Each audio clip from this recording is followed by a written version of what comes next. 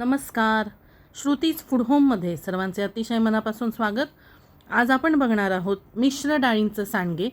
घरी भाजी नसल्यावर भाजी करण्यासाठी हे सांडगे अतिशय उपयुक्त आहेत. वर्षभर टिकणारे आणि करायला अतिशय सोपे असे हे सांडगे आपण आज बघूयात. इथे प्रथम मटकीची डाळ घेतलेली आहे. 1 वाटी मटकीची डाळ 150 ग्रॅम भरली. याच हिशोबाने 1 वाटी आणि वरती पाऊण वाटी म्हणजेच वजनी प्रमाणात बघाल तर 150 ग्रॅम अधिक 100 ग्रॅम म्हणजे 250 ग्रॅम किंवा पाव किलो मटकीची डाळ घेतलेली आहे. आता मुगाची डाळ त्याच प्रमाणात घ्यायची आहे, म्हणजे 250 ग्रॅम. मुगाची डाळ आणि मटकी डाळ यांचा आकारमान साधारणतः समान आहे, त्यामुळे वजनी प्रमाण म्हणलं तर मुगाची डाळ ही आपल्याला 1 वाटी आणि पाऊण वाटी लागणार आहे. आणि आता 125 ग्रॅम किंवा आकारमानानुसार म्हणलं तर पाऊण वाटी आपल्याला हरभरा डाळ घालायची आहे. हरभरा डाळ घातल्यावर हे तिन्ही जिन्नस आपल्याला हाताने व्यवस्थित एकत्र करून घ्यायचे आहेत आणि यामध्ये आवश्यक तेवढं पाणी घालून आपल्याला 3 वेळा या डाळी स्वच्छ धुवून घ्यायच्या आहेत. इथे मी 3 वेळा डाळी स्वच्छ धुवून घेतल्या. त्यानंतर त्यामध्ये साधारण 1.5 लिटर पाणी घालून या डाळी रात्रभर भिजण्यासाठी ठेवल्या आहेत. रात्री साधारण 10:30 ते 11 वाजता या डाळी भिजत घातलेल्या आहेत. 10 ते 12 तास डाळी भिजवायची गरज नाही. 6 ते 7 तास डाळी भिजल्या तरीही भरपूर आहे. आता सूर्योदयावेळी हे डाळी उघडून बघितलेल्या आहेत. याला थोडा फेसही आलेला आहे. थोडाफार फेस आला तर ठीक आहे, पण जास्त वेळ डाळी भिजल्या तर हा फेसही जास्त येईल आणि आपलं जे पीठ आहे हे आंबूस लागू शकतं. आता यामध्ये पुढील जिन्नस घातलेले आहेत. मीठ हे 2 ते 3 टेबलस्पून घातलेले आहे. साधारण 40 ग्रॅम मीठ आहे. लाल मिरची पावडर 10 ग्रॅम घातलेली आहे. आपल्या आवडीनुसार हिचं प्रमाण कमी जास्त करावं. त्यानंतर जिरे 2 टेबलस्पून किंवा 30 ग्रॅम घातलेले आहेत. लसूण हा 50 ग्रॅम आहे, 12 ते 15 पाकळ्या. आणि कोथिंबीर धुवून घेतलेली 1 वाटी, ती साधारण 40 ग्रॅम आहे. इथे लाल मिरचीऐवजी हिरवी मिरची वापरली नाही, कारण हिरवी मिरची वापरली तर पुढे वडे आपण वर्षभर ठेवणार आहोत तर त्याला जाळी लागू शकते, त्यामुळे हिरवी मिरची अवॉइड केलेली आहे. आता हे सर्व मिश्रण एकत्रित करून मिक्सरमधून वाटून घेतलेलं आहे. वाटताना पाण्याचा वापर अतिशय कमी केलेला आहे. इथे दाखवल्याप्रमाणे थोडंसं जाडसर असावं. कन्सिस्टन्सी ही अतिशय पातळ नाही आणि अतिशय घट्टही नाही. आता इतकामध्ये वेळ गेलेला आहे की ऊन चांगलं पडलेलं आहे आणि आता उन्हात आपण हे वडे घालून घेऊयात. वडे घातल्या त्यांना 6 ते 7 तास ऊन लागणं अतिशय गरजेचं आहे, नाहीतर त्या वड्यांचा रंग काळा पडू शकतो.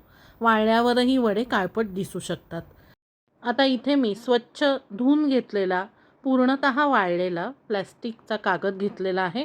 असा कागद बाजारातही मिळतो. वाळवणाचा कागद म्हणून मागितल्यास आपल्याला असा कागद मिळतो. या कागदाऐवजी आपण ताटात, परातीत किंवा सुती कापडावरही वडे घालू शकतो.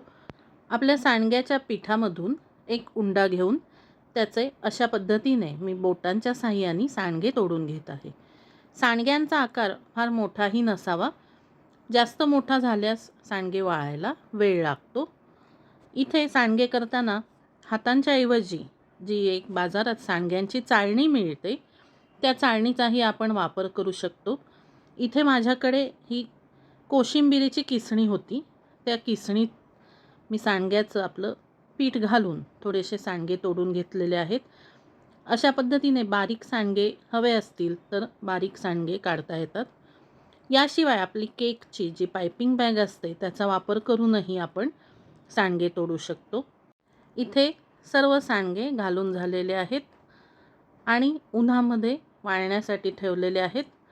आजचा पहिला दिवस आहे. उन्हामध्ये 6 ते 7 तास वाळल्यावर संध्याकाळी प्लॅस्टिकवरून हे सांडगे मी वेगळे करून घेतलेले आहेत. वेगळे करून घेतल्यावर सर्व सांडगे एकत्र केले. दुसऱ्या दिवशीही त्यांना 6 ते 7 तास व्यवस्थित ऊन दाखवलेलं आहे आणि हे तिसऱ्या दिवशीचे सांडगे आहेत. तिसऱ्या दिवशी सांडगे अगदी खडखडीत वाळले, तोडल्यास व्यवस्थित सुकलेले आहेत, आतमधूनही व्यवस्थित सुकलेले आहेत, अगदी कुरकुरीत सांडगे झालेले आहेत. 3 दिवस सांडगे वाळायला वेळ लागला. वातावरणानुसार आणि आपल्या घरात येणाऱ्या उन्हाच्या प्रमाणानुसार सांडगे वाळण्यासाठी लागणारा वेळ कमी जास्त होऊ शकतो. तर आपले हे सांडगे आता खडखडीत वाळून तयार आहेत.